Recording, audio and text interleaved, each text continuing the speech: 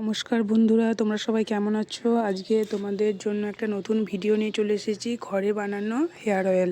আমি যেভাবে বানাই সেভাবে দেখো। জবা ফুল আছে, মেথি, কালো জিরে, আমলা নিয়েছি দুটো, গরম মশলা নিয়েছি দুটো, লং আর দুটো দারচিনি।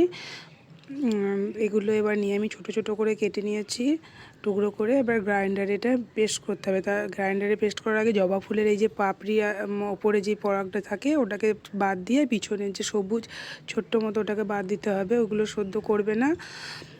তার সাথে কারি পাতাও দেবে।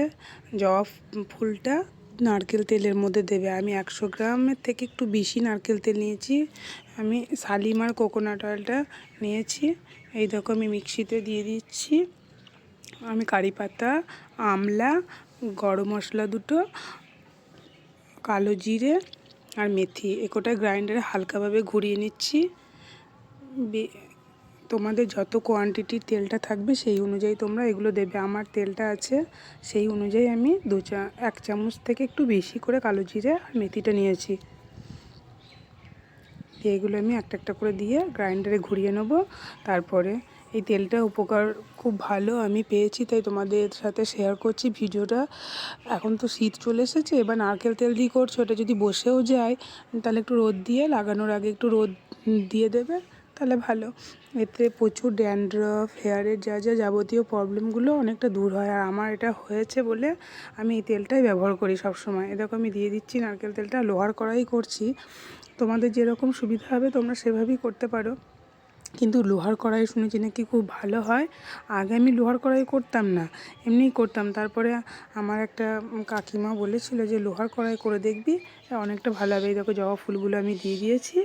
দিয়ে আমি দেখো হালকা ধিমে আছে, যতটা পারবে ধিমে আছে করবে, বাড়িয়ে দেবে না, তাহলে পুড়ে যাবে জবা ফুলগুলো।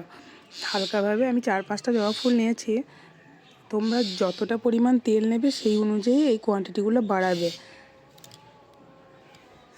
এইভাবে দেখো জবা ফুলগুলো হালকাভাবে আমি করছি, হালকা ব্রাউন ব্রাউন হয়ে যাবে। তার সাথে পেস্ট, গ্রাইন্ডারে পেস্ট করা যেটা আমি করেছি, হালকাভাবে গ্রাইন্ডারে ঘুরিয়েছি, যে খুব একদম ওটা পেস্ট করে নিয়ে একটু ঝুরঝুরে টাইপের হয়েছে। দেখো আস্তে আস্তে ধিমে লো ফ্লেমে ওটাকে আমি চামচ করে নেড়ে নিচ্ছি যতটা পারা যায়। দেখো লাল হয়ে যাবে তেলটা, তখন ওটাকে নামিয়ে নেবে।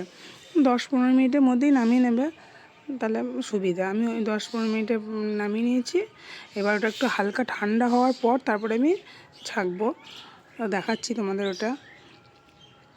তো এইভাবে করলে তোমরা উপকার পাবে। আমি করি এটা, 12 মাসই করে লাগাই অল্প অল্প করে।